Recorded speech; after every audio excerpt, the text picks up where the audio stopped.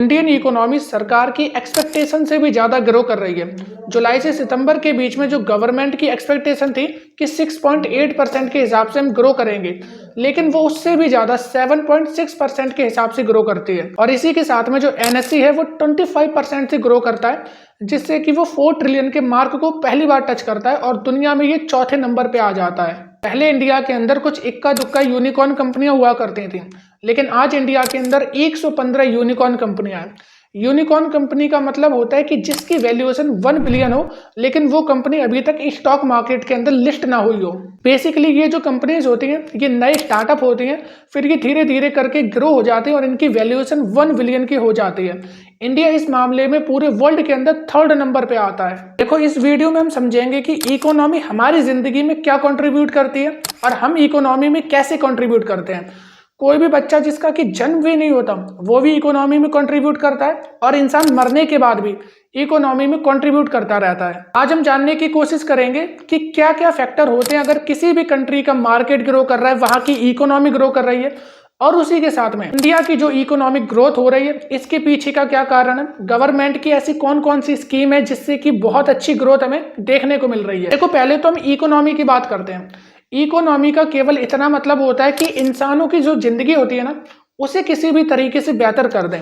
इतना ही काम होता है इकोनॉमी का, इससे ज्यादा कुछ नहीं होता है। और हर व्यक्ति इकोनॉमी के अंदर कंट्रीब्यूट करता है। आप डेली सब्जी लेने जाते हो या छोटा मोटा कुछ सामान भी लेने जाते हो तो आप इकोनॉमी के अंदर कंट्रीब्यूट करते हो। आप अपना घर चलाने के लिए बाहर कुछ भी छोटा मोटा या कितने से भी बड़ा से बड़ा काम करते हो तो उसी हिसाब से आप इकोनॉमी के अंदर कंट्रीब्यूट भी करते हो। अब जरा एक कंडीशन लेते हैं। समझो कि अगर एक जगह पे हर लोग भिखारी हो, या फिर उनका जो मानसिक स्तर हो वो अच्छा ना हो, उनकी हेल्थ अच्छी ना हो, उनका नॉलेज अच्छा ना हो, तो ऐसे लोग क्या इकोनॉमी के अंदर कंट्रीब्यूट कर सकते हैं?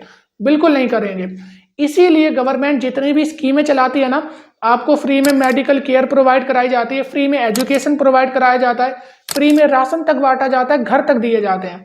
ये सारी चीजें इसीलिए करी जाती हैं क्योंकि इंसान की जो नेसेसिटी है, बेसिक नेसेसिटी जो जिंदगी की होती है, रोटी कपड़ा मकान, ये सरकार प्रोवाइड करा देती है। इसे प्रोवाइड कराने से होता है क्या कि इंसान का दिमाग चलने लगता है, अलग अलग फील्ड में वो सोचने समझने की उसकी क्षमता बढ़ जाती है। मैं आपको एक एग्जांपल से समझाता हूँ। एक इंसान है जो कि मतलब भीख मांग के अपना गुजारा करता है, पढ़ा लिखा भी नहीं है, इसकी मेडिकल कंडीशन भी इतनी ज्यादा ठीक नहीं है। और दूसरी तरफ एक बंदा है जिसकी की मेडिकल हेल्थ अच्छी है, एक घर है, खाने पीने के लिए उसके पास अच्छी अच्छी चीजें हैं, उसी के साथ में एजुकेटेड है। तो इसका दिमाग अलग अलग जगह चलेगा, साइंस में जाएगा, कुछ इनोवेशन करेगा, या जनता की कोई एक ऐसी प्रॉब्लम को पकड़ेगा, उसका सॉल्यूशन लाएगा जिससे कि वो उन लोगों की प्रॉब्लम को सॉल्व करेगा और अपना एक प्रोडक्ट बना के लॉन्च करेगा जिससे कि जनता खरीदेगी। और एक ये साइकिल चल जाती है डिमांड एंड सप्लाई की। इसी को बोलते हैं बस इकोनॉमी। एक मार्केट है, उसके अंदर एक तरफ से डिमांड आ रही है, दूसरी तरफ से सप्लाई जा रही है, इसी चीज को बस हम बोल देते हैं इकोनॉमी। और ये इकोनॉमी तभी ग्रो कर पाती है जब किसी भी कंट्री के पास में ह्यूमन रिसोर्स अच्छा हो। ह्यूमन रिसोर्स क्या? हम जो इंसान होते हैं ना, इकोनॉमी के अंदर हमें एक संसाधन के रूप में, रिसोर्स के रूप में ट्रीट करा जाता है कि कंट्री के अंदर कितना अच्छा ह्यूमन रिसोर्स है। ये तय करता है कि वो कंट्री की इकोनॉमी कितनी अच्छी होगी। 50 गरीब लोग हैं तो उन 50 गरीब में क्या होगा कि जो 100 अमीर लोग कंट्रीब्यूट कर रहे हैं इकोनॉमी के अंदर, गवर्नमेंट उन्हीं से टैक्स लेके थोड़ा बहुत इन 50 में बांटेगी, इनकी लाइफ धीरे धीरे बेटर होगी।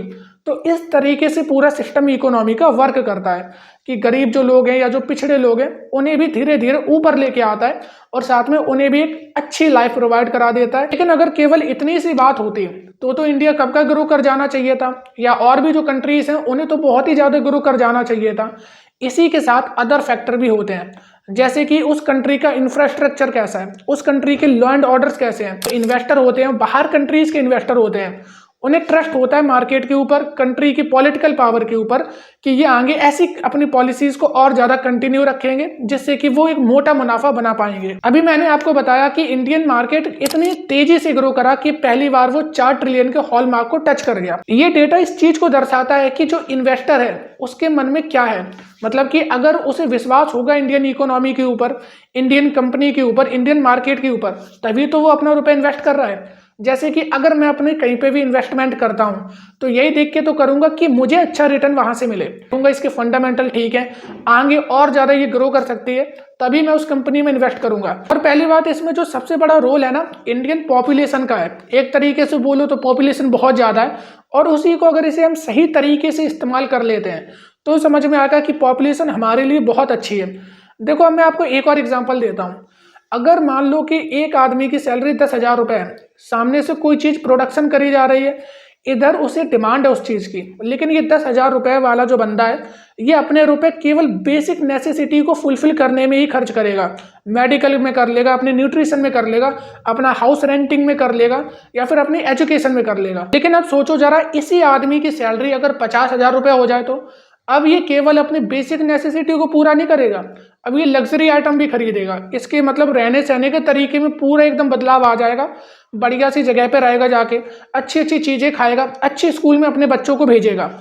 तो इसीलिए अब सरकार क्या करती है ना, जॉब क्रिएशन करती है। इसीलिए डेटा हमें बताता है कि इंडिया का जो मिडिल क्लास सेक्टर है वो वर्ल्ड में 2nd नंबर पे आता है कंजप्शन के मामले में, क्योंकि ये कंजप्शन इन्हें करनी है।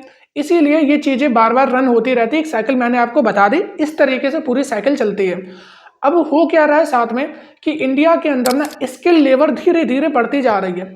जैसे कि इंटरनेट का ज़माना है, नेट बढ़ रहा है, तो धीरे धीरे स्किल लेबर भी बढ़ती जा रही है इंडिया के अंदर। अब जो कंपनी होती है, कोई कंपनी अगर आपकी कंट्री में आएगी तो उसे क्या चाहिए, क्योंकि हमने प्रोडक्शन से सामान तो पूरी मार्केट में भर दिया, लेकिन इनके हाथ में अगर रुपए नहीं है खरीदने के लिए तो फिर क्या होगा, वो सामान तो पूरा खराब और प्रोडक्शन बंद हो जाएगा, इकोनॉमी ठप। इसीलिए सरकार क्या करती है, जॉब का बहुत ज़्यादा क्रिएशन करती है, जिससे होता है क्या कि इनके हाथ में रुपए आता है, ये चीज़ों को खरीदते हैं, फिर से वो रुपए जाता है कंपनी के हाथ में, वहाँ पे फिर प्रोडक्शन होता है, और प्रोडक्शन में जो वर्कर इन्वॉल्व होते हैं, ये लोग जो वर्कर्स होते हैं इन्वॉल्व होते हैं, इनके हाथ में फिर रुपए आता है। यही पूरी साइकिल चलती रहती है इकोनॉमी। इन्वायरमेंट जो कंट्री का होना चाहिए ना, जो लॉ होने चाहिए वो बिजनेस फ्रेंडली होने चाहिए, और इसी के साथ में जो लेबर हो उस कंट्री में चीप लेबर हो और साथ में स्किल्ड लेबर हो।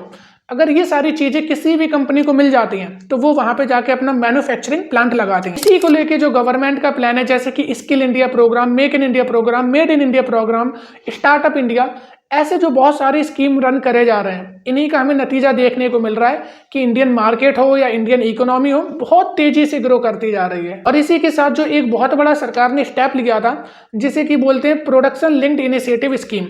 इसमें होता क्या था कि अगर कोई भी कंपनी इंडिया के अंदर आती है, मेक इन इंडिया या मेड इन इंडिया के तहत अपने प्रोडक्ट का प्रोडक्शन करती है, तो उसे सरकार सब्सिडी प्रोवाइड करती थी, इंसेंटिव देती थी कि आप हमारे यहाँ पे आओ, प्रोडक्शन करो, हम आपको टैक्स में इतनी छूट दे देंगे। और इसी के साथ अगर हम पिछला बजट देखने को जाएं तो वहाँ पे भी मिलता है कि 10 लाख से ज़्यादा के प्रोजेक्ट इंफ्रास्ट्रक्चरल डेवलपमेंट के लिए खर्च करे जाते हैं, और 1 लाख करोड़ से भी ज़्यादा जो रुपए होते हैं वो दिए जाते हैं स्टेट को एज अ लोन के तौर पे। जैसे कि पीएम गति शक्ति योजना है, इसके अंडर 25,000 किलोमीटर हाईवेज का कंस्ट्रक्शन करा जाना है। इसमें कि भारतमाला योजना आ जाती है, सागरमाला योजना आ जाती है, इसी के साथ अमृत स्टेशन करके आता है, जिसमें कि अमृत ट्रेन लॉन्च करी जाती है, और साथ में जो रेलवे स्टेशन होता है उन्हें बहुत अच्छी तरीके से दोबारा से डेवलप करा जा रहा है। इनसे होता है क्या कि कनेक्टिविटी जितनी अच्छी हो जाती है, रोड के जरिए, रेल के जरिए, वाटर के जरिए और एयर के जरिए, कनेक्टिविटी जितनी ज़्यादा अच्छी होती जाती है, वहाँ पे जो सामान होता है ईजिली एक जगह से दूसरी जगह आ जा सकता है।